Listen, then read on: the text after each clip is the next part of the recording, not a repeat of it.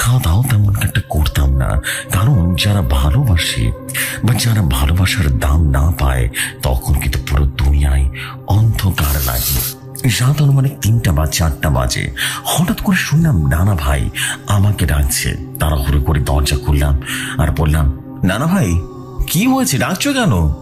তখন নানা ভাই বলল, রিয়াজ রিয়াজ নানা ভাই, তোর নানির শরীরটা অনেক খারাপ করছে রে, তাকে একটু ইমার্জেন্সি ওই হসপিটালে নিয়ে যেতে হবে। আমার আজ তো অনেক রাত হয়ে যাবে রে, আর বেশি লেট হলে আসবো না, তুমি কিন্তু সাবধানে থাকবে বাবা, কেমন? আমি আসছি। এইটা বলেই নানা ভাই চলে গেল। আমার মনটা খারাপ হয়ে যায়, কারণ সুযোগ ছিল ওর সাথে রিল্যাক্সে কথা বলতে পারতাম। যাক, কপালে সেটাও নেই। তাকে নিয়ে বেশি চিন্তা করাটাই এক প্রকার বোকামি। নিজেকে একলা একলা লাগছিল। ভাবলাম আমি আমার খালাতো ভাইকে আসতে বলি, ও আসলে আমার একটু ভালো লাগবে। আমি দেরি না করে আমার খালাতো ভাইকে ফোন দিলাম আর বললাম, বিশাল কেমন আছিস তুই? শোনা না, ফ্রি থাকলে আমাদের বাড়িতে আসবি, একটু আসবি রে, আমার কেমন যেন ভালো লাগছে না। তখন বিশাল বলল, আচ্ছা রিয়াজ ভাই তুমি বাড়িতে থাকো, আমি আসছি। আমি বললাম, আচ্ছা ঠিক আছে আয়। এইটা বলার পরে আমার ফোনের ভিডিওটা দেখতে শুরু করি। দেখতে দেখতে 10টা বেজে গেল। হঠাৎ করে দরজায় ঠক ঠক করে আওয়াজ শুনলাম। আমি বুঝতে পারছিলাম বিশাল এসে পড়েছে। দরজা খুলতে আমি যা দেখলাম সেটা দেখবার জন্য একেবারে রেডি ছিলাম না। বিশালের অবস্থা অনেক খারাপ। বললাম, বিশাল কি হয়েছে তোর, এই অবস্থা কেন? তখন বিশাল যা বললো তা শুনে আমি হতভম্ব হয়ে গেলাম। বিশাল বলল, রিয়াজ ভাই আমার একটু পানি খাওয়াও, আমার আমার গলাটা অন্য শুকিয়ে গেছে। আমি বেশি দেরি করলাম না, বিশালের জন্য পানি আনতে চলে গেলাম রান্নাঘরে। জগ নিলাম, গ্লাস নিলাম। ঘরে আসতেই খেয়াল করে দেখলাম রান্নাঘরের ওপাশে কিছু একটা দেখা যাচ্ছে। আমি তখনই বুঝতে পারছি বিশালের সাথে কিছু একটা হয়েছে। বিশালের কাছে গিয়ে বললাম, এই নে পানি খা, পানি খেয়ে সবকিছু আমাকে বল, কি হয়েছে তোর সাথে? তখন বিশাল বলল, ভাই তোমাদের বাড়ির ওই বট গাছটা আছে না, ওইখানে আসার পর থেকে আমার শরীরটা ঠান্ডা হয়ে গেল। মনে হইতেছিল শরীরের সমস্ত রক্ত রীতিমতো শেষ হয়ে গেছে। এত পরিমাণ শীতল হয়ে গেছিল আমার শরীরটা। তারপর আমি নিজেই অনেকটা ঘাবড়ে যাই। তাড়াতাড়ি করে চলে আসতে শুরু করি। মিনিট 2 হাঁটার পর একটা বুড়ি লাঠির উপর ভর্তি আমার সামনে হেঁটে হেঁটে আসছে। এটা দেখে আমি অনেক খুশি হয়ে যাই। এমনিতেই ভয় লাগছিল, ওই মুহূর্তে কারো দেখা মিলাটাও আমার জন্য খুব দরকার ছিল। তো সুবিধা হলো, তার সাথে গল্প করতে করতে যাওয়া যাবে। এই ভেবে তাকে ডাক দিলাম, বুড়িমা, ও বুড়িমা শুনছো নাকি, একটু দাঁড়াও। তখন খেয়াল করে দেখলাম আমি যত দ্রুত তার দিকে এগোচ্ছি বুড়িমা ততই যেন দূরে সরে যাচ্ছে। আমি এবার একটু ঘাবড়ে গেলাম জানিস, আর নিজে নিজে চিন্তা করতে লাগলাম, এটা তো কোন মানুষ হতে পারে না, নিশ্চয়ই আমার সাথে কোন একটা খারাপ কিছু একটা হবে। হঠাৎ করে দেখলাম আমার সামনে কেউ নেই। ও মা, আমার প্রচন্ড ভয় লাগলো। আমি আর দেরি না করে তোমাদের বাড়ি থেকে দৌড়ে চলে আসতে শুরু করি। আমি আর একটু খেয়াল করে দেখলাম আমি হাত পানিতে মতো দাঁড়াতে পারছি না। বড় হলো এক জায়গায় দাঁড়িয়ে আছি। হঠাৎ করে আমার পেছন থেকে সে বুড়িমা বলে উঠলো, কি রে ছোকরা, কোথায় যাবি? কবিরাজের বাড়ি? তুই যতই চেষ্টা করো না কেন ওই বাড়িতে তোর যাওয়া হবে না। এইটা বলে একটা রহস্যময় হাসি দিল। আমি তখন কাঁদো কাঁদো গলায় বললাম, কে আপনি? তখন বুড়িটা বলল, এই ছোকরা, তোকে মারার ইচ্ছা আমার নেই, শুধু তোকে ব্যবহার করে কবিরাজের বাড়িতে প্রবেশ করব। এইটা বলার পর খিলখিল করে হাসি দিল। জানো রিয়াজ ভাই, তুমি বিশ্বাস করবে না, এতটা ভয়ঙ্কর হাসি ছিল। আমি বেঁচে আছি কিভাবে সেটা আমি নিজে জানি না। প্রচন্ড ভয় করছে। ওই বেরিটা আরো বলল, তুমি সেখানে যাবি, আমার কাজ হয়ে গেছে, এবার তোদের সবার সাথে খেলতে খুব মজা হবে। আমি বললাম, কিসের খেলা? আর আমরা কি ক্ষতি করেছি? আমাদের কেন ক্ষতি করবেন? তখন বুড়িটা বলল, এইটা বলার সাথে সাথে বুড়িটা উধাও হয়ে গেল। আর আমি তোর দিয়ে সোজা বাড়িতে চলে আসছি। আমার না খুব ভয় করছে রিয়াজ ভাই, আমাকে বাঁচাও, ওই বুড়িটা সবাইকে মেরে ফেলবে। এবার বুঝতে পারছি। তখন বিশাল বলল, কি বুঝতে পারছো ভাই? তোর জন্য পানি আনছি রান্নাঘর থেকে। রান্নাঘরের পাশে কেউ একজন ছিল। তবে তুই কোনো চিন্তা করিস না বিশাল, আল্লাহ আল্লাহ কর, আল্লাহ আমাদের সাথে আছে, আমাদের কোনো ক্ষতি হবে না।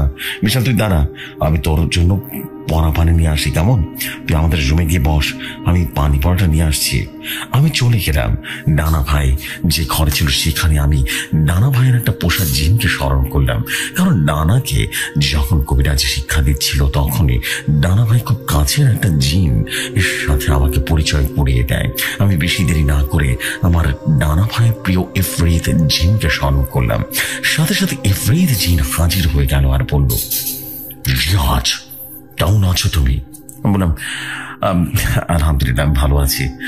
আপনাকে ডাকার জন্য দুঃখিত, কারণ নানা ভাই আমার নানিকে নিয়ে হসপিটালে গেছে। এই আমার খালাতো ভাই বিশাল ভয়ঙ্কর এক ডাইনিপুরের হামলা করেছিল।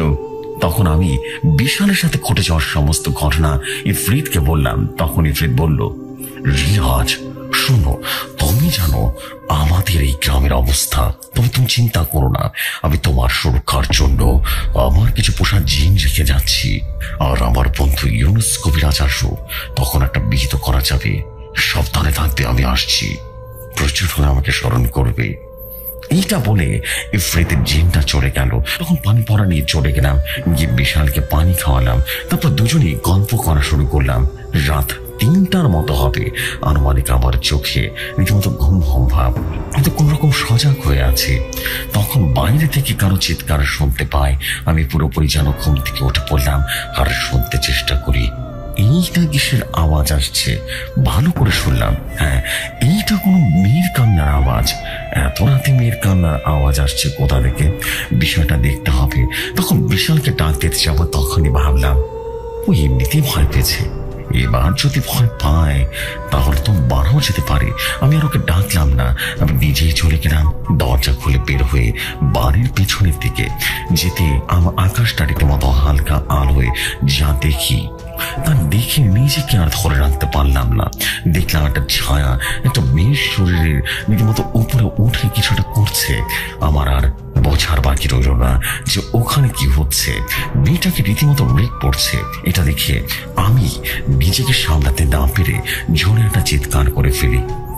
হঠাৎ করে দেখলাম ওই কালো ছায়াটা বাবা অটোমেটিক রীতিমতো ঘুরে আমার দিকে চলে আসলো আর আমাকে বলল, রে কবিরাজের নানি এসে পড়েছিস? আয় তুই আয়, আমার সাথে শরীক হয়ে যায়। কত সুন্দর বেটা আর বডি ফিগার দেখ। এইটা শোনার পর কোনো মানুষ কি ঠিক থাকতে পারে? না পারে না। এক নজর তাকিয়ে যা দেখলাম, মেয়েটার বডি আর বডি নেই, পুরো শরীরের রক্ত যেন সাগর হয়ে গেছে। কি নির্মম অসহায় ভাবে রেপ করেছে মেয়েটাকে। আমার চোখ থেকে রীতিমতো পানি বের হওয়া শুরু হলো। আমি তখন গর্জন দিয়ে বললাম, এই শয়তান, সময় ঘনিয়ে এসেছে তোর, বুঝতে পেরেছিস? আমার নানা ভাইকে আসতে দে, দেখ কি শেষ করতে হয় তাকে, বুঝতে পেরেছিস? সেটা আমার নানা খুব ভালো করে জানে। এইটা শোনার পর জিনটা আমার গলাটা চেপে ধরলো আর বলল, তোর নানা তো দূরের কথা, তোর পোষা কর্তাও কিছুই করতে পারবে না আমার। আর যদি কিছু করতে পারে তাহলে মনে রাখবি আমার জন্যই ভালো সেটা। এসব বলে আমাকে দূরে ছিটকে ফিরে দিল। আমি অনেক ব্যথা পেলাম বাঁচায়। আবার যখন আমাকে বানার জন্য আসলো ঠিক তখনই হঠাৎ করে কেউ একজন খারাপ জিনটাকে ধাক্কা দিয়ে আমাকে নিয়ে সোজা ঘরে দিয়ে আসলো।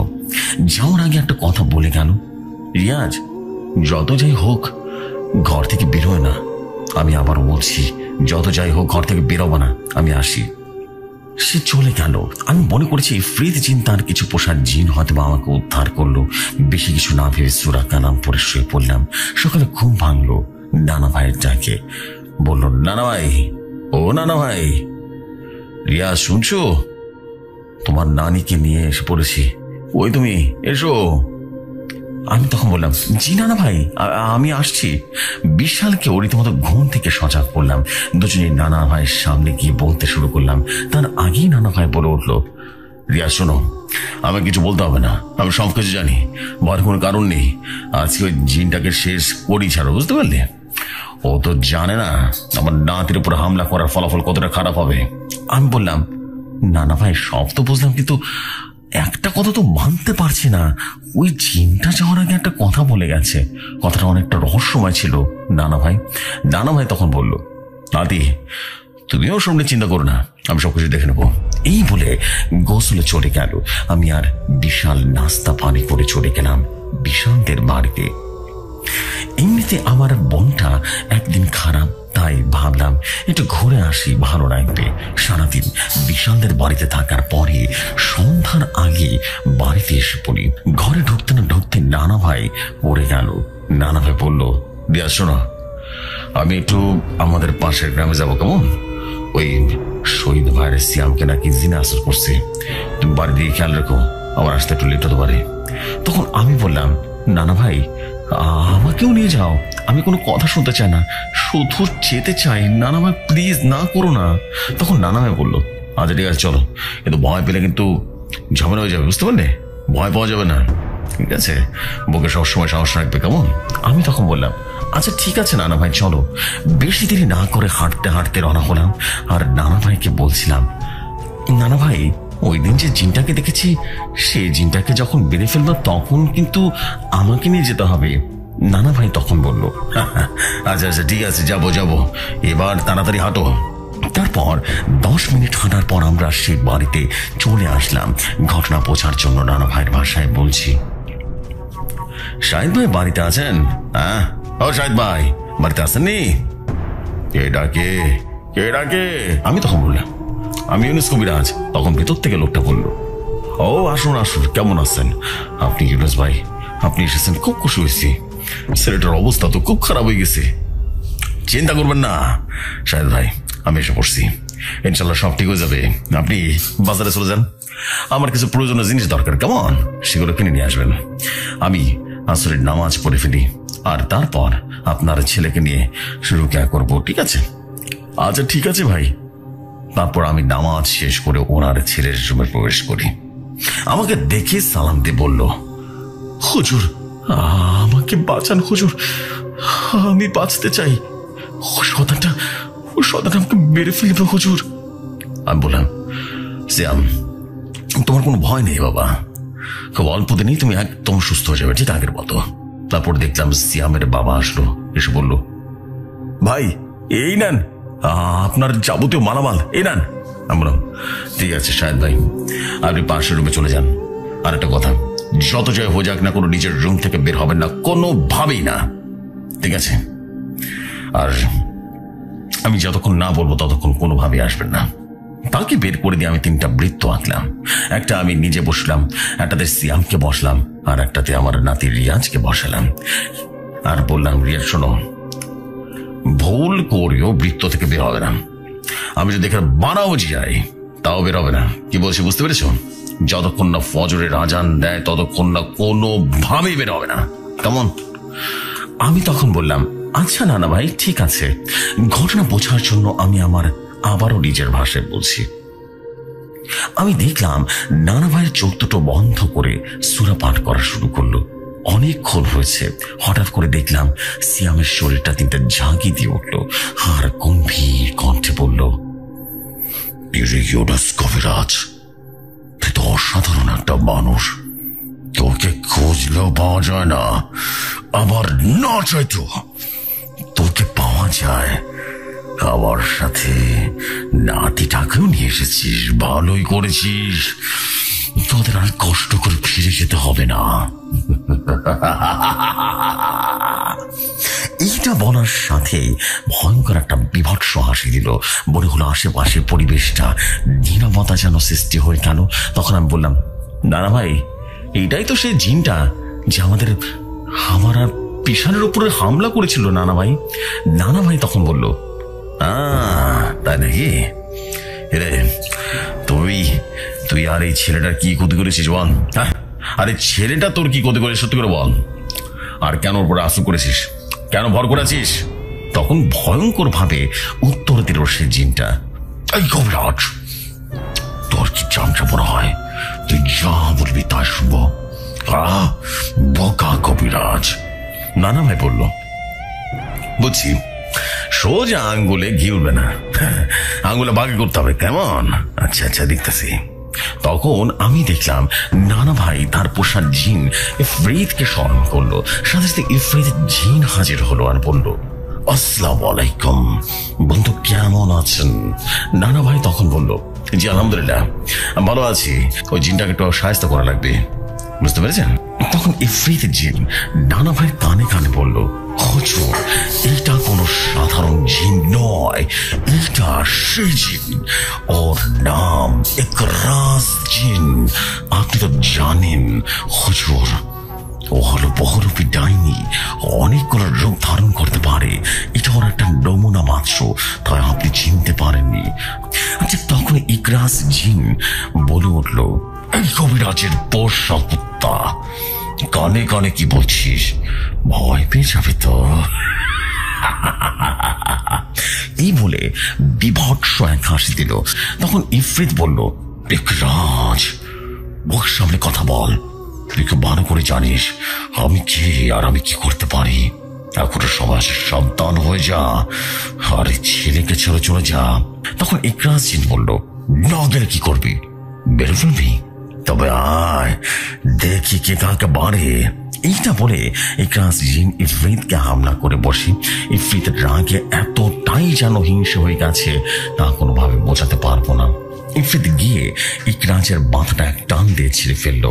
আমি দেখলাম সাদা ধোয়ার মতো কিছু একটা উড়ে গেল।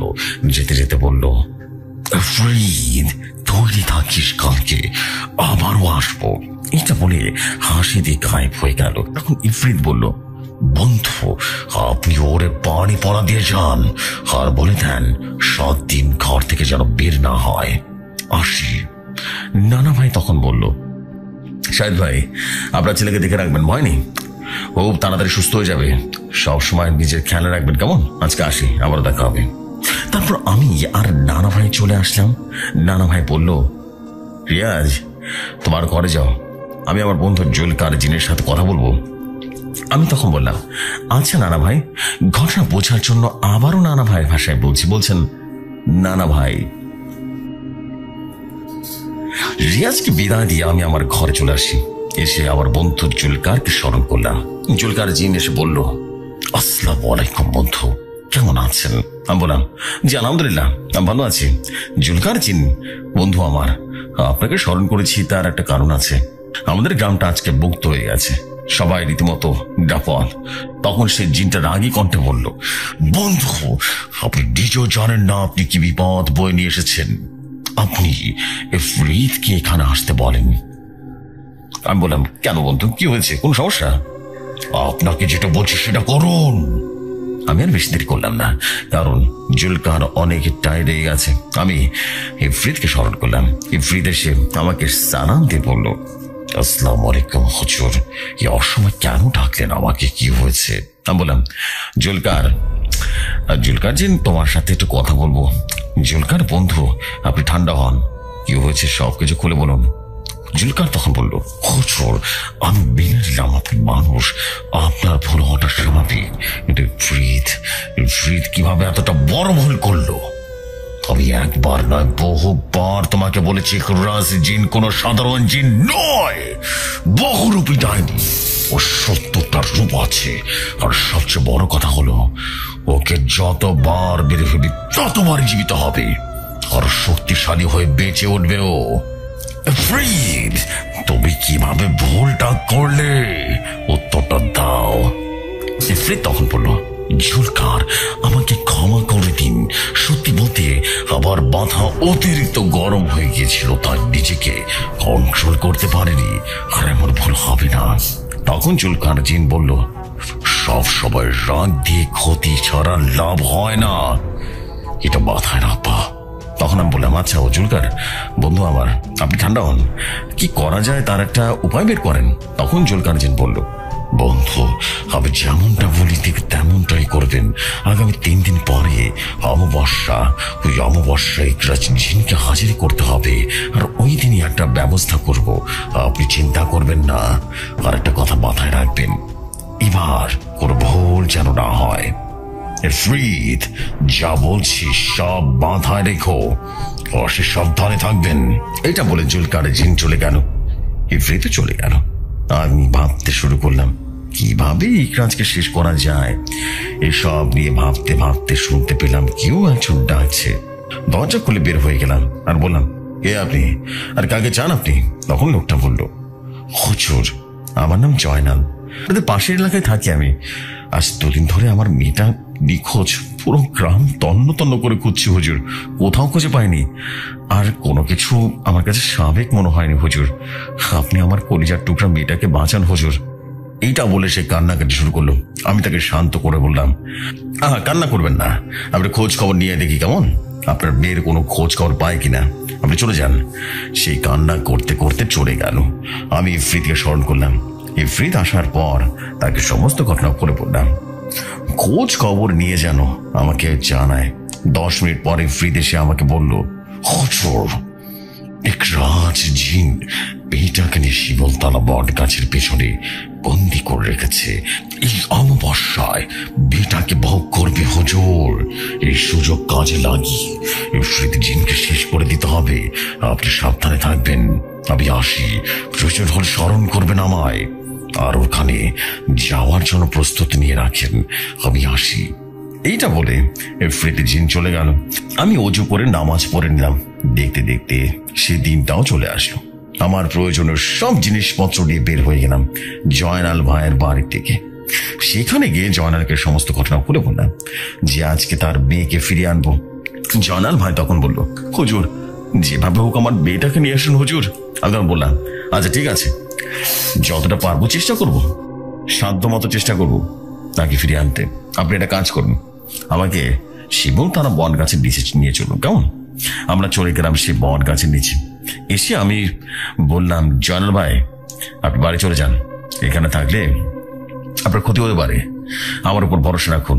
জয়নাল ভাই চলে গেল। আমি বেশি না দেরি করে রীতিমতো বৃত্ত আঁকলাম। বৃত্তের ভেতরে বসে সূরা পাঠ করছি। হঠাৎ করে পুরো জায়গাটা অন্ধকার হয়ে গেল। মনে হলো পুরো দুনিয়াটা স্বাভাবিক আছে, শুধু এই জায়গাটা ছাড়া। আমি খেয়াল করে দেখলাম একটা বড় বট গাছ থেকে রীতিমতো লাঠিতে ভর করে গাছে নেমে এসছে। এসে ভয়ঙ্কর একটা হাসি দিয়ে বলল, ইউনুস কবিরাজ যে এসে পড়েছিস, আবার আমাকে মেরে ফেলবি নাকি? তার তো ভারী হবি। না না না, তোকে মারবো না, তোকে মারলে আমার নিজেরই ক্ষতি আছে। তোকে এমন শাস্তি দেবো না যেটা তুই সারা জীবন বলতে পারবি না। তাই খুব ভালো করেই জানিস আমি কে। আমি তো ইউনুস কবিরাজ, তোর মৃত্যুদূত, তোর সামনে বসে আছি। বুড়িটা তখন বলল, তাই নাকি কবিরাজ? দেখা যাবে কে কত ক্ষতি করতে পারে। আমি বললাম, তবে তাই হবে। ইকরাজ আজকে তোর খেলা শেষ। এবার বল বেটাকে বন্দি করে রেখেছিস কোথায়? ওকে ছেড়ে দে। তখন ইকরাজ জিন বলল, বাহ কবিরাজ, ভালো কথা মনে করে দিয়েছিস। এবার তুই দেখবি আমার শয়তানি। এই কবিরাজ নিজের চোখ শুধু একবারে দেখবি, কিছু করতে পারবি না। আমি বললাম, সেটা দেখা যাবে, আগে মেয়েটাকে তো ছেড়ে দে। এখানে একটা কথা বলে রাখি জেফরি ভাই, এই বুড়ি জিনটাই কিন্তু ইকরাজ জিন। আমারও ঘটনায় যায়, আমি দেখলাম দুটো জিন 2 হাত ধরে রীতিমতো মেয়েটাকে নিয়ে আসলো। এরপর যা হলো আমার চোখের সামনে তা দেখার জন্য প্রস্তুত ছিলাম না। আমি দেখলাম মেয়েটা কোনো কথা বলছে না। ইকরাজ জিনের সামনে এসে দাঁড়িয়ে পড়লো। ইকরাজ জিনও তার রূপ পরিবর্তন করলো, ভয়ঙ্কর এক রূপে চলে আসলো। কি ভয়ঙ্কর দেখতে ইকরাজ জিন। তো যাই হোক, ইকরাজ তার মেয়েটার উপরে রীতিমতো নিজের জামা কাপড় খুলে ফেলছে। এটা ইকরাজ জিন দেখে মেয়েটার উপরে রীতিমতো ঝাঁপিয়ে পড়লো, রীতিমতো মেয়েটাকে নষ্ট করা শুরু করলো। এসব দৃশ্য দেখা যায় না, আমি কি করবো ভেবে পাচ্ছিলাম না। আমি সাথে সাথে ইফরিতকে স্মরণ করলাম, সাথে সাথে ইফরিত হাজির হয়ে গেল। ইফরিত ওসব দেখে রীতিমতো হামলা করতে যাবে, ঠিক তখনই আমি বারণ করে দিলাম। ইফরিত এত রাগ কন্ট্রোল করতে না পেরে আবারও আগের মতো ভুল না করে যেন বসে। আমি আমার বন্ধু জুলকারকে স্মরণ করলাম। হঠাৎ করে দেখলাম পুরো আকাশটা রীতিমতো কবুতরে ঢেকে গেছে। পুরো আকাশটা রীতিমতো মেঘের উপরে হাজার হাজার কবুতর নিচের দিকে এসে রীতিমতো পড়ছে। জুলকার জিন এসে ইকরাজ জিনকে একটা লাথি মরল এবং ফেলে দিল। আর ইফরিত বলল, ইফরিত তুমি মেয়েটাকে নিয়ে হাসপাতালে যাও, তাড়াতাড়ি যাও, আমি ওকে দেখে নেব। ইফরিত মেয়েটাকে নিয়ে চলে গেল। শুরু করলো রীতিমতো বিভৎস লড়াই। ইকরাজ জিন রীতিমতো ইফরিতকে লাথি মারলো। ইফরিত অনেকটাই দূরে গিয়ে পড়লো। জুলকার জিন রেগে গিয়ে ভয়ঙ্কর এক রূপ ধারণ করলো, আর বেশ অনেকক্ষণ যুদ্ধ চললো। আমি আকাশের দিকে তাকিয়ে খেয়াল করলাম বেশ কিছু জিন আমাদের দিকে তাকিয়ে আসছে। তারা আর কেউ না, আমার বন্ধু জুলকার জিনের বাবা বাদশাহ আল ইয়াসাদ, আর ছিল বাদশাহ ওসমান জিন ও নির্জনা জিন। সবাই এসে গেল, একটা বৃত্ত আঁকলো, আমাকে বলে দিল তারা যখন সবাই বৃত্তের উপরে প্রবেশ করবে ঠিক তখনই যে আমি তাদের উপরে রীতিমতো পানি পড়া ছিটিয়ে দিই। এদিকে রীতিমতো যুদ্ধ চলমান। বাদশাহ ওসমান জিন রীতিমতো আমাকে ডাক দিয়ে বলল, জুলকার দাদু ভাই, এই বৃত্তের ভেতরে চলে আসো, তাড়াতাড়ি চলে আসো। এইটা শুনে জুলকার জিন বৃত্তের ভেতরে চলে আসলো। তখন ইকরাল জিন ভয়ঙ্কর এক গর্জন দিয়ে বলল, কিরে জানার বাচ্চারা, পালালি কেন রে, মারবি না আমায়? বাদশাহ আলী আসাদ তখন বলল, অনেক শক্তিশালী হতে পারিস, কিন্তু বুদ্ধি তোর অনেক কম। তোকে মেরে ফেললে তুই আমারও জন্ম নিবি। আজকে তোকে এমন শাস্তি দিব তোর কল্পনারও বাইরে। বাদশাহ ওসমান জিন বলল, চারজন চারদিকে তাকাও, এই দোয়াটা বড়। জুলকার, তোমার লকেটটা দাও, আর ইউনুস কবিরাজ, আপনার হাতে থাকা সে আংটিটা দেন, আর সবাই দোয়াটা পড়তে থাকো। ইউনুস কবিরাজ, আপনি আমাদের গায়ে পানি পড়া ছিটাতে থাকবেন, ভুল করে থামবেন না, তাহলে আমরা সবাই মারা পড়বো। আমি বললাম, আচ্ছা ঠিক আছে, আপনারা কোনো চিন্তা করবেন না, আপনারা শুধু শুরু করুন। সূরা পড়া ঠিক তখনই স্টার জিন অনেকটাই হাসতে থাকে আর বলতে থাকে, তোর সবাই যত চেষ্টা করিস না কেন আমার কোনো বৃত্ত নেই। বাদশাহ ওসমান জিন বলল, সেটা নিয়ে কোনো চিন্তা করা লাগবে না, সবাই দোয়া পড়া শুরু করো।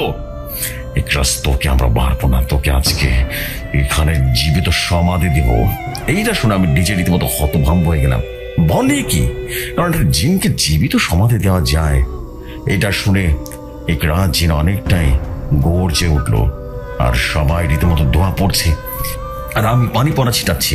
হঠাৎ করে দেখলাম ইকরাজ জিন অনেকটা দুর্বল হয়ে পড়লো।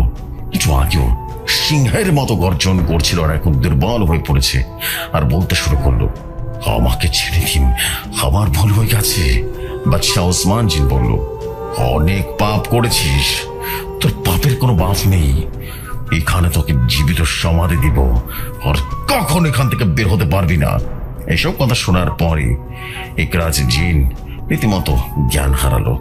বাদশাহ ওসমান জিন বলল, ইউনুস কবিরাজ, আজকে জায়গায় পরিত্যক্ত ঘোষণা দিয়ে যাবা, আর এই বট গাছে 119টা পাতা নেবে। এই দোয়াটা পাঠ করে ইকরাজ জিনের চারপাশে পুঁতে রাখবে, আর কেউ কখনো যেন এখানে না আসে। কেউ যদি নাপাক ভাবে সমাধির পা দেয়, তাহলে আবারও ইকরাজ জিন মুক্ত হয়ে যাবে। এই কথাগুলো মাথায় রেখো, আমি চলে যাই। তখন নির্জনা জিন বলল, দাদা যান আর আব্বা যান, আপনারা চলে যান, আমি জুলফিকার জিনের সাথে রাজ্যে যাব। বাদশাহ আলী আসগার বলল, আচ্ছা ঠিক আছে মা, তোমরা এসো, আমরা গেলাম। তারপর তারা আমাকে সালাম দিয়ে চলে গেল। তারপর বাগের যাবতীয় কাজ শেষ করার পর ইফরিত আসলো, এসে বলল, হুজুর, মেয়েটা বেঁচে আছে। আমি বললাম, আলহামদুলিল্লাহ, এটা তো খুশি খবর। তখন জুলফিকার জিন বলল, বন্ধু, আপনি তাহলে এখন বাসায় যান, আমি আমার বউটাকে একটু একা পেয়েছি, তাই ওর সাথে একটু কথা আছে। এইটা শোনার পর আমি একটা হাসি দিলাম আর বললাম, ঠিক আছে, আপনারা থাকেন। সেই কবরের রাস্তা দিয়ে আমি একদিন শহর থেকে আনুমানিক রাত 10:45 ফিরছিলাম। হঠাৎ আমার চোখে পড়লো দোকানে ঝুলিয়ে রাখা গরুর মাংসের দিকে। আমাদের আবার মাংস অনেক প্রিয়। আমি দামাদামি করে সেই দোকান থেকে মাংস কিনে বাড়ির উদ্দেশ্যে রওনা করলাম। আমার মনে ছিল না যে সামনে কবর আছে। আমি মাংস নিয়ে যে স্টেশনে গেলাম, কিন্তু কোনো গাড়ি পেলাম না। অনেকক্ষণ অপেক্ষা করার পর গাড়ি না পাওয়ায় আমি সিদ্ধান্ত নিলাম হেঁটেই বাড়িতে যাব। এই ভেবে হাঁটা দিলাম বাড়ির উদ্দেশ্যে। কিছু দূর যাওয়ার পর সামনে যেতে কবরের সামনে পড়ার একটা ভয় পেলাম। পরে ভাবলাম, ভয় করে লাভ নেই, বাড়িতে পৌঁছাতে হবে।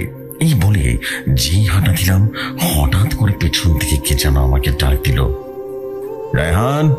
আমি সেই কণ্ঠস্বরটা শুনে বেশ ভয় পেয়ে গেলাম। তারপর পেছনে ফিরে দেখলাম কেউ নেই। আমি চিন্তা করলাম, কি ডাকলো আমাকে?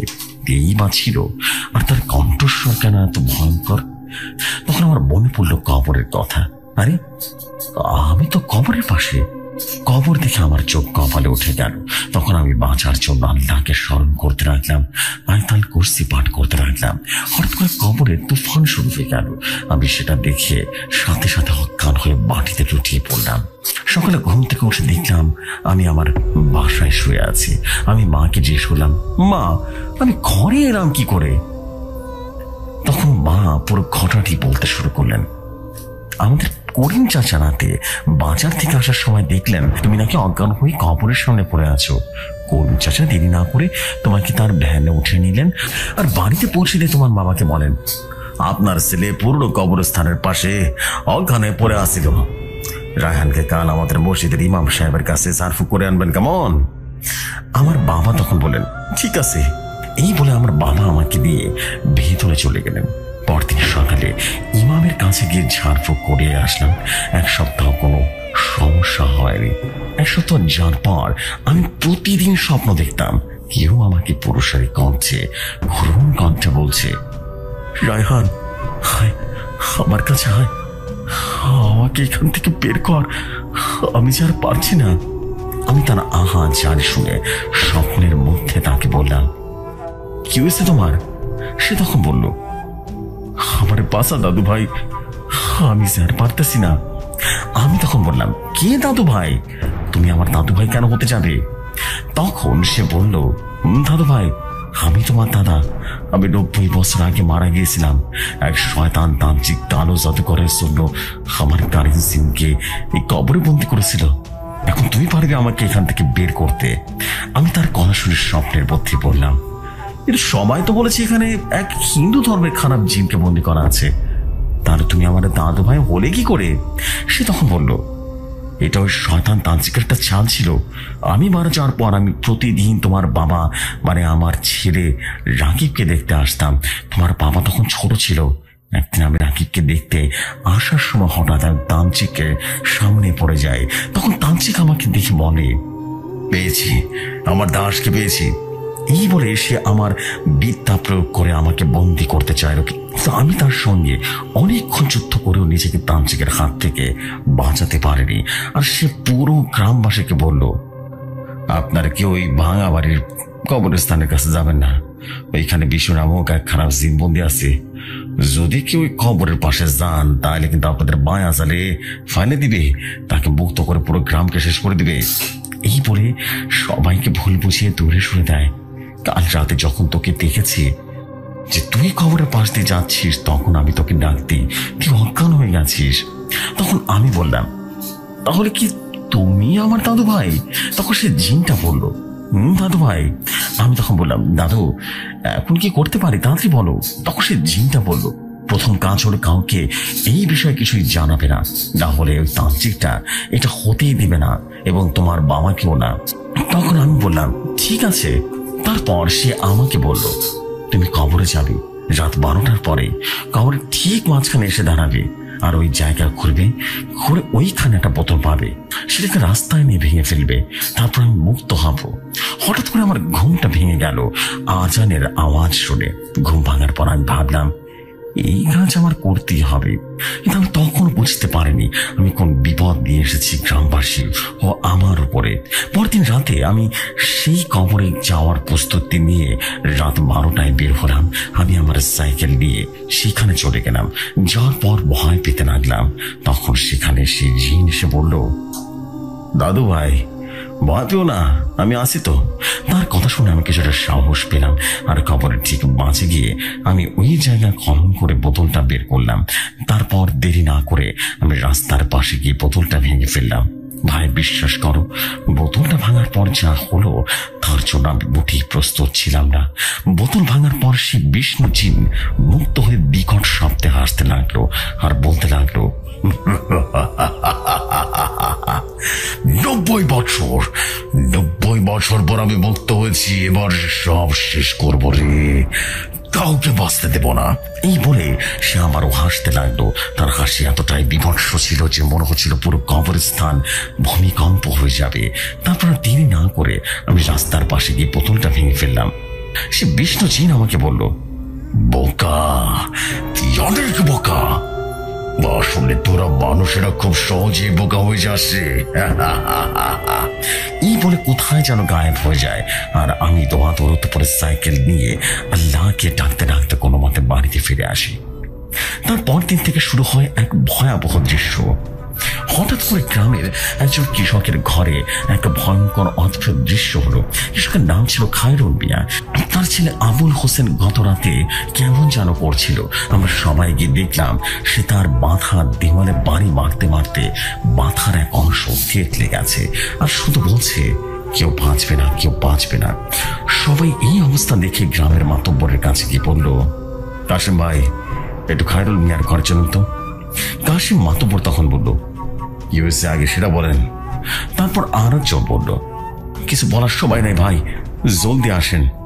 কাশিম মাতব্বর তাড়াতাড়ি করে গ্রামের সেই খায়রুল মিয়ার বাড়িতে গিয়ে ছেলের এই অবস্থা থেকে গ্রামের সবাইকে বললেন, চিন্তা করবেন না, আমি আমার লোক পাঠাইতেছি, ওরা হুজুর নিয়ে আসবে, ভয় পাবেন না, হুজুর আসলে ইনশাল্লাহ ঠিক হয়ে যাবে। মাতব্বরের কথা শুনে খায়রুল মিয়া একটু স্বাভাবিক হলো। কাশিম সাহেবের ডাকা সেই হুজুর আসলেন, জিজ্ঞেস করলেন, কি হয়েছে কাশিম সাহেব? তখন মাতব্বর বললেন, এই ছেলেটা আর কি হয়েছে একটু দেখুন তো হুজুর। হুজুরের নাম আব্দুল বারেক। তিনি ভেতরে গিয়ে ছেলেটার কাছে দাঁড়াতেই পারলেন না। আব্দুল হোসেন হুজুরকে একটা লাথি মেরে ঘরের বাইরে ফেলে দিয়েছে। লাথি খেয়ে হুজুরের অবস্থা এতটাই খারাপ হয়ে গেছে যা বলার মতো নয়। হুজুর বললেন, এই ছেলের চিকিৎসা করা আমার দ্বারা সম্ভব না, আপনারা একজন ভালো হুজুর দেখেন। এটা আমি পারবো না, এটা অনেক শক্তিশালী জিন, একে পরাস্ত করা আমার পক্ষে সম্ভব না। এই বলে হুজুর চলে গেলেন। হুজুর যাওয়ার পর মাতব্বর এবং গ্রামবাসীরা বেশ চিন্তায় পড়ে গেলেন। তখন খায়রুল মিয়া বলে উঠলেন, মাতব্বর সাহেব, এখন আমি কি করব? আমার ছেলে তো অবস্থা একেবারেই খারাপ। এই বলে খায়রুল মিয়া কান্না করে দিলেন। মাতব্বর খায়রুল মিয়ার কান্না দেখে বললেন, চিন্তা করবেন না ভাই, আমার কাছে একজন ভালো হুজুর আছে, আজই আমি তার কাছে লোককে পাঠাবো। তখন খায়রুল মিয়া মাতব্বরকে বললেন, মাতব্বর সাহেব কিছু একটা করেন। তারপর খায়রুল মিয়া আবারও কান্নাকাটি করলেন আর বললেন, মাতব্বর সাহেব যত তাড়াতাড়ি পারেন দয়া করে একজন ভালো হুজুর আনুন, আমার ছেলের অবস্থা দেখে আমার আর সহ্য হচ্ছে না। তারপর মাতব্বর সাহেব খায়রুল মিয়াকে বললেন, শান্ত হন, শান্ত হন, কান্না করে কোনো লাভ নাই, বরং আল্লাহ তাআলার কাছে প্রার্থনা করেন যাতে করে আল্লাহ আমাদেরকে এই বিপদ থেকে উদ্ধার করে। আর আমি হুজুর আনতে পাঠিয়েছি, হুজুর আসলে এটা একটা বিহিত করা যাবে। এই কথা বলতে দেরি আবুল হোসেন পাগলামি শুরু হতে দেরি হলো না। সে হঠাৎ করে মাটি থেকে উঠে দাঁড়িয়ে গেল আর জোরে জোরে হাসতে লাগলো আর বলতে লাগলো, কাকে আনবি রে মাতব্বর, নিয়ে আয়, আমিও দেখবো তোদের হুজুর কি করতে পারে। এই বলে সে অট্ট হাসি হাসতে লাগলো। তার হাসি শুনে গ্রামবাসীরা রীতিমতো ভয়ে একজন আরেকজনের হাত ধরে শক্ত করে ধরলো। আর কেউ ওই বাড়ি থেকে ভয় পেয়ে চলে গেল। দীর্ঘ 3 ঘন্টা পর একজন হুজুর আসলেন। হুজুর এসে ঘরের সামনে দাঁড়াতে সে বুঝতে পারলো এখানে যে আছে সেটা কোনো সাধারণ জিন নয়। হুজুর গ্রামের মাতব্বরকে বললেন, ভাই এই কাজ আমার দ্বারা সম্ভব না, আপনার ভালো একটা কবিরাজ দেখেন, আমি সাধারণ সার্ফ করে এখানে যে আছে সে আমার দ্বারা সম্ভব না।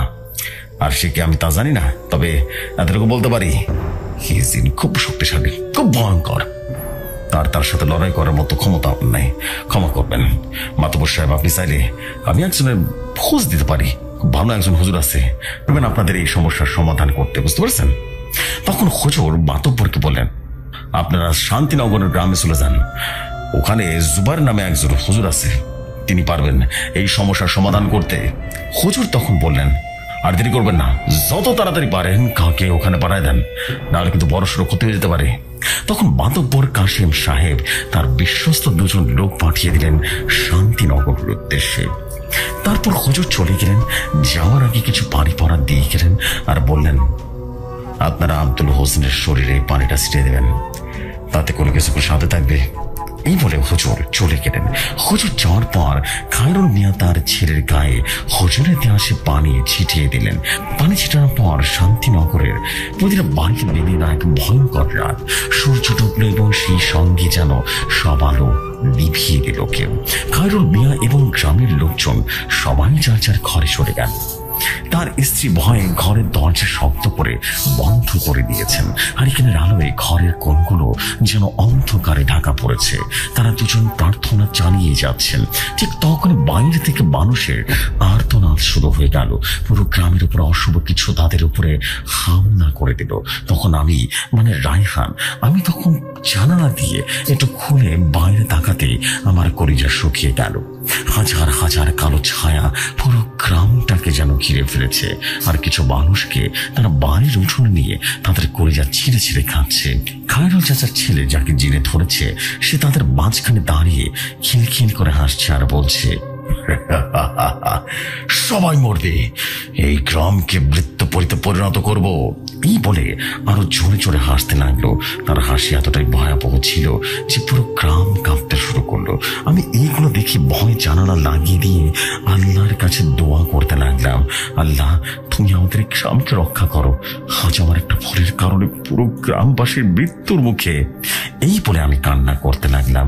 কিছুক্ষণ পর হঠাৎ করে চিৎকার করে এবং হাসির সবকিছু যেন থেমে গেল। কারো কোনো আওয়াজ নেই। হঠাৎ আমার জানালায় ঠক ঠক করে আওয়াজ হলো। তখন আমার মা আমাকে ইশারায় বললেন চুপ থাকতে। আমি চুপ করে রইলাম। কিছু সময় পর আবারও ঠক ঠক করে আওয়াজ হলে আমি ভয়ে মুখ হাত দিয়ে কান্না করে দিলাম। ঈশার আজান হওয়ার পর সব থেমে গেল। আমাদের গ্রাম থেকে দুজন লোক হুজুরের কাছে গিয়েছিল। তারা হুজুরের কাছে গিয়ে সমস্ত ঘটনা বলে বলল। হুজুর বললেন, আচ্ছা আচ্ছা, আপনারা ঘরে গিয়ে বসুন, আমি কিছুক্ষণ বলতে আসছি, কেমন? এই বলে জুবাইর হুজুর রুমে চলে গেলেন। আমি রুমে যাওয়ার পর আমার বন্ধু জিনকে ডাকলাম। আমার বন্ধু জিনের নাম মিকাইল জিন।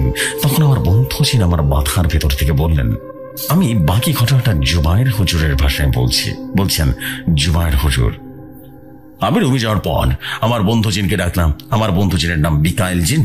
তখন আমার বন্ধু জিন আমার মাথার ভেতর থেকে বলল, হুজুর, আমি এখন আমার রাজ্যের কাজে ব্যস্ত আছি, তাই আমি আপনার কাছে আসতে পারছি না। আর আমি আমার ছোট ভাই বিরাজ জিনকে পাঠাচ্ছি, তাকে বিস্তারিত জানান, আর যা করা দরকার সেই করে দেবে। এই বলে আমার বন্ধু জিন বিদায় নিল। তার কিছুক্ষণ পর বাইরে ঘূর্ণিঝড় শুরু হয়ে গেল। আকাশ বেগ গর্জন করতে লাগলো। কিছুক্ষণ পর একটা বৃষ্টির সুঘ্রাণে চারিদিকটা ভরে উঠলো। আমি তখন বুঝতে পারলাম বিরাজ জিন হাজির হয়েছে, আমার কাছে এসেছে।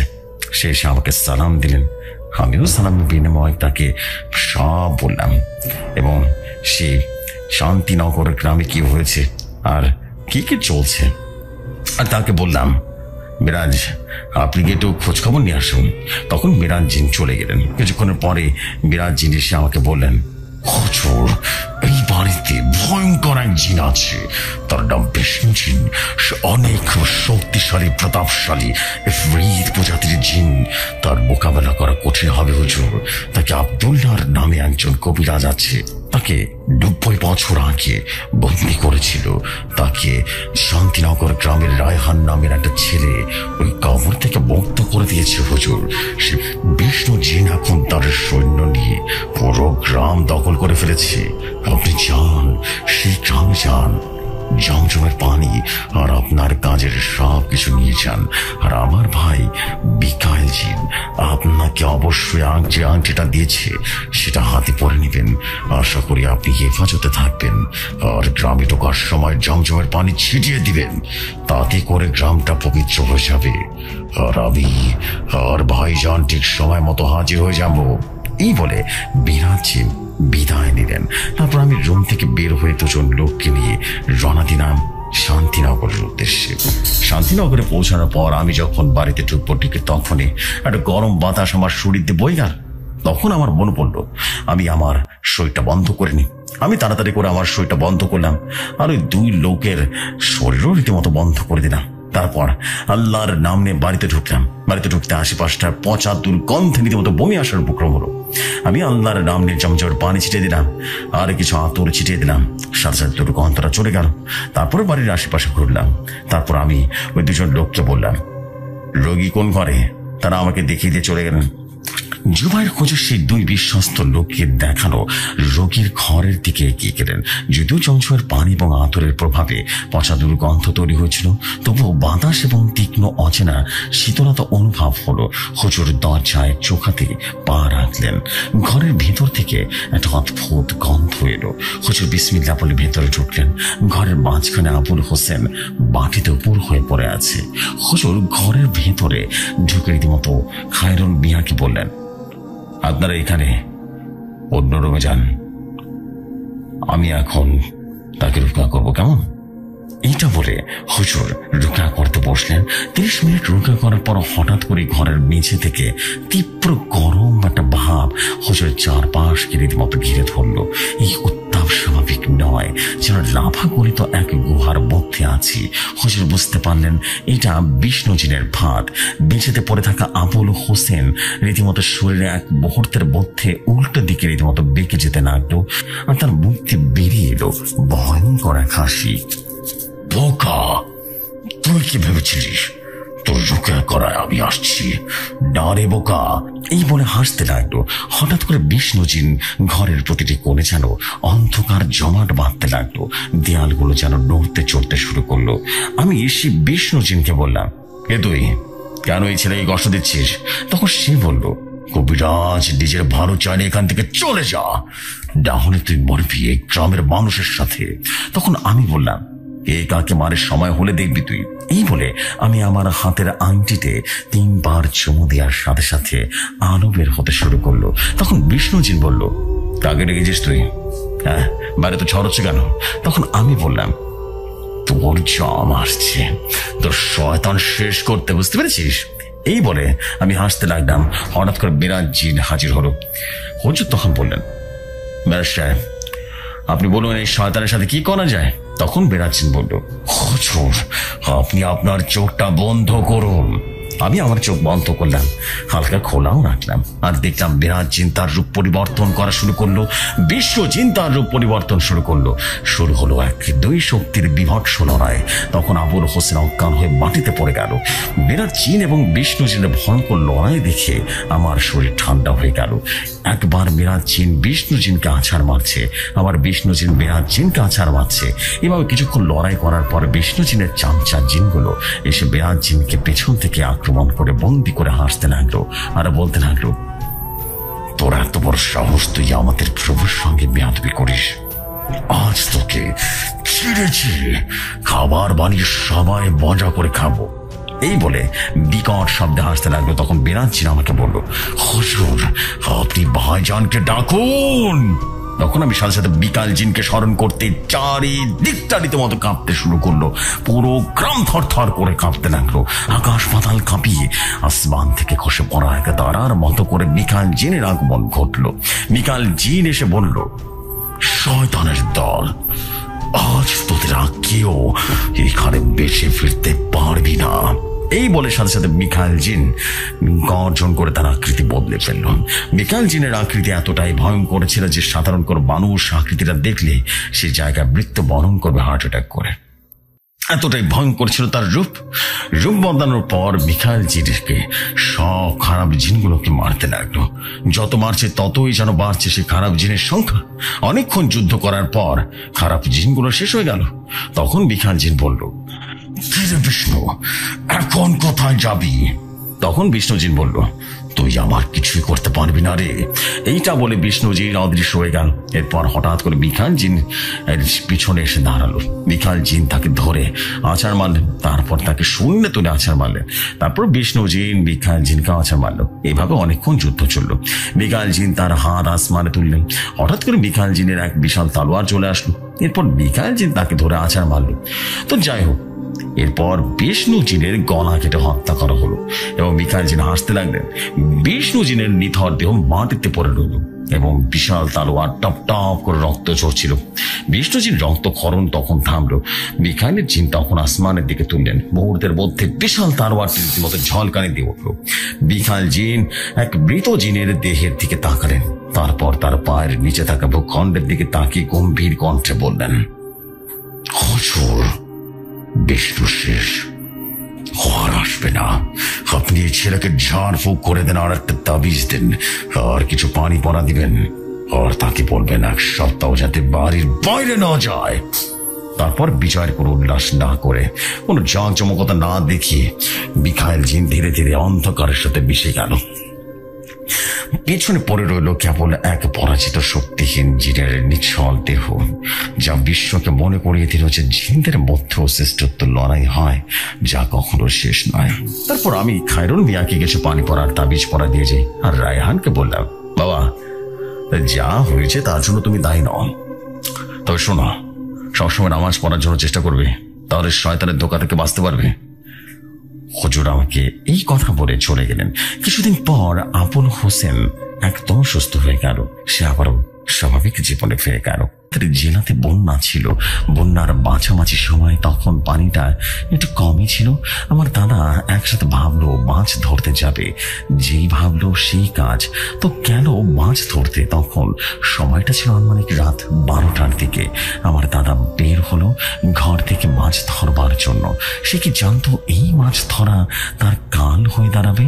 তো সে মাছ ধরতে ছিল। একটা সময় সে প্রচুর পরিমাণে মাছ পেল। মাছ ধরতে ধরতে রাত 2টা বেজে গেল। তখন তার আরো মাছের লোভ পড়ে গেল। তখন সে আমাদের একটা পুরনো বড় পুকুর আছে, সেই পুকুরটার পাশে গিয়েছিল। তখন সে পুকুরে জাল ফেলছিল। জাল ফেলানোর পরে সে ভাবলো তার জালে প্রচুর পরিমাণে মাছ রীতিমতো বাঁচছে।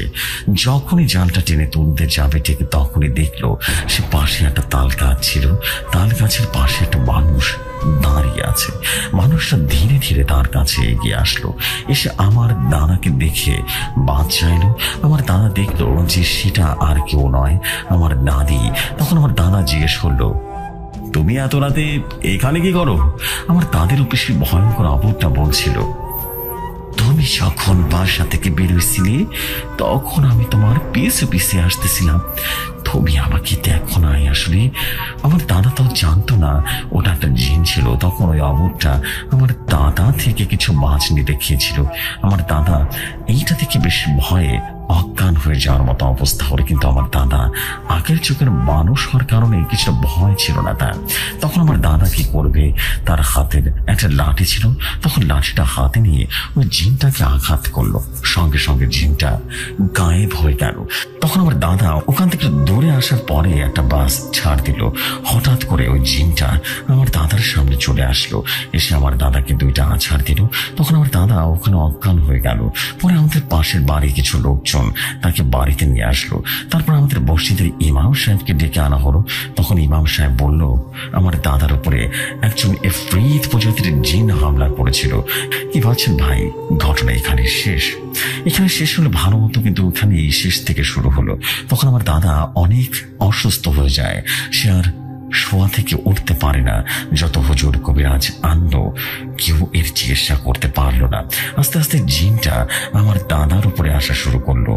প্রায় 2 বছরের মতো আমার দাদা বিছানা থেকে উঠতে পারেনি। এক সময় তিনি ইন্তেকাল করেছিলেন। আমার দাদা মারা যাওয়ার আগে মাঝে মাঝে তিনি রাত্রেবেলা চিল্লাচিল্লি করতেন আর বলতেন, আমাকে নিয়ে যাবে, আমাকে নিয়ে যাবে। আর একটা কথা বলতো, তোর বংশের 2টো ছেলেকে আমি ধ্বংস করে দিয়ে যাব। সে বলতো তোর বংশের বড় ছেলের ঘরে ধ্বংস করে দেব। আমি আসলে সেটার বাস্তব প্রমাণ ভাই এখনো পাচ্ছি। আমার দাদা মারা যাওয়ার পর সালটা ছিল 2012 সাল। তখন আমার বয়স ছিল 8 বছর। আমি স্কুল থেকে একদিন আসার সময় তখন আমি পুকুর পাড় দিয়ে আসছিলাম। সময়টা ছিল 12টা বাজে। দুপুরে আমি দেখলাম একটা কালো বিড়াল আমার সামনে বসে রয়েছে। তখন আমার বয়স এতটাও বেশি ছিল না, তো আমি বুঝতাম না। আমি বিড়ালটাকে ধরতে গেলাম, দেখলাম বিড়ালটা হাওয়া হয়ে গেল। তখন আমি প্রচন্ড পরিমাণে ভয় পেলাম। ভয় ওই জায়গা থেকে চলে আসতে চাইলাম। একটু সামনে আসার পরে আমি দেখলাম আমার সামনে একজন লোক দাঁড়িয়ে আছে। আমি লোকটাকে চিনতাম না। ওই লোকটাকে দেখলাম হঠাৎ করে অনেক লম্বা হয়ে গিয়েছিল, আকাশ আর মাটির সমান লম্বা, এবং ভয়ঙ্কর ধরনের চিৎকার দিতে গিয়েছিলাম।